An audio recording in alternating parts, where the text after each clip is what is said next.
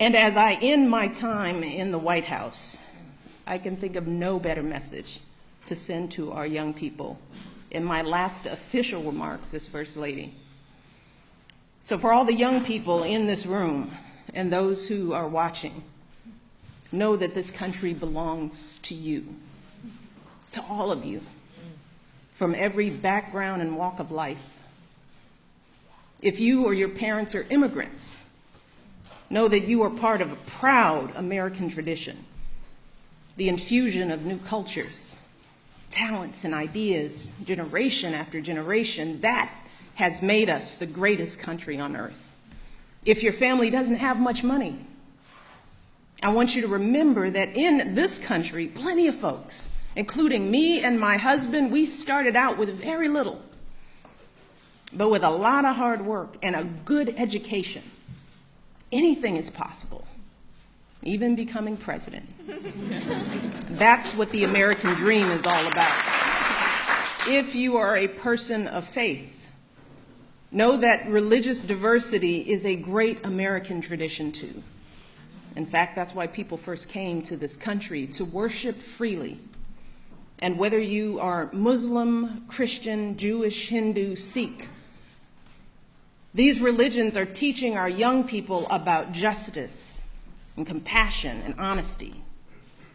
So I want our young people to continue to learn and practice those values with pride. You see, our glorious diversity, our diversities of faiths and colors and creeds, that is not a threat to who we are. It makes us who we are. So the young people here and the young people out there, do not ever let anyone make you feel like you don't matter or like you don't have a place in our American story, because you do. And you have a right to be exactly who you are. But I also want to be very clear. This right isn't just handed to you. No, this right has to be earned every single day. You cannot take your freedoms for granted. Now, just like generations who've come before you, you have to do your part to preserve and protect those freedoms. And that starts right now, when you're young. Right now, you need to be preparing yourself to add your voice to our national conversation. You need to prepare yourself to be informed and engaged as a citizen, to serve and to lead, to stand up for our proud American values and to honor them in your daily lives.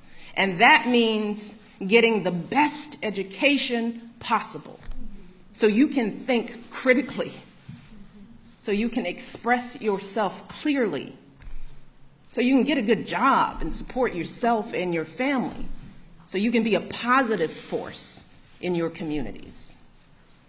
And when you encounter obstacles, because I guarantee you, you will, and many of you already have, when you are struggling and you start thinking about giving up, I want you to remember something that my husband and I have talked about since we first started this journey nearly a decade ago.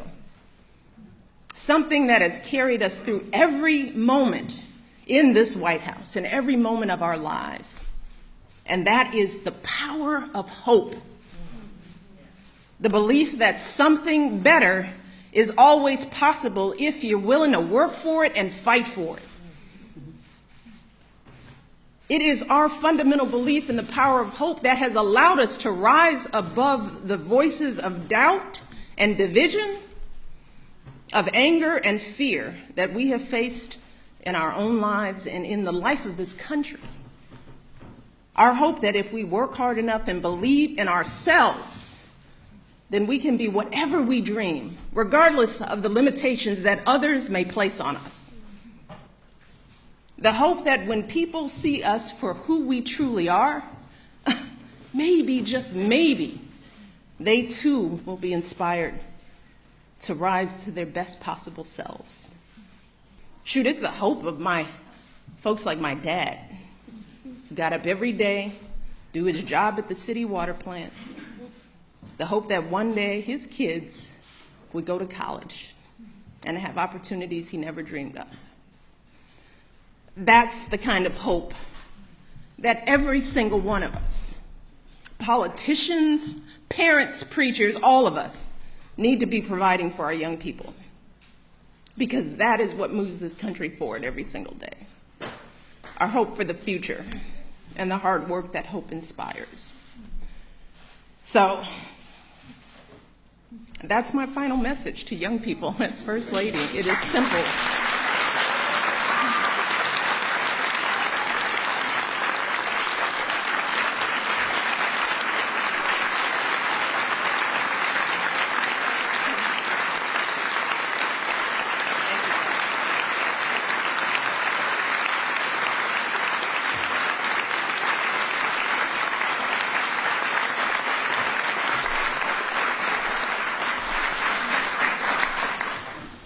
I want our young people to know that they matter, that they belong.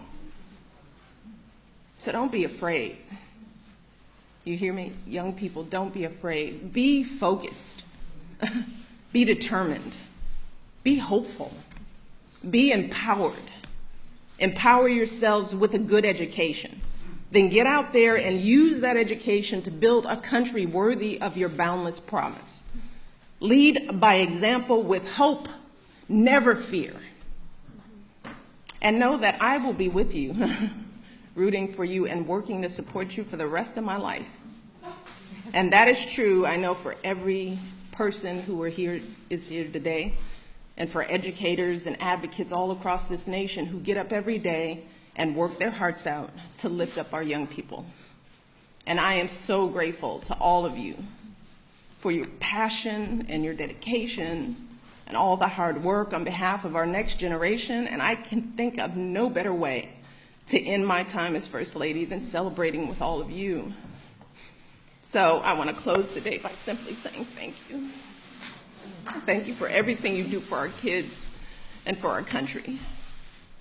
Being your First Lady has been the greatest honor of my life, and I hope I've made you proud. Thank you.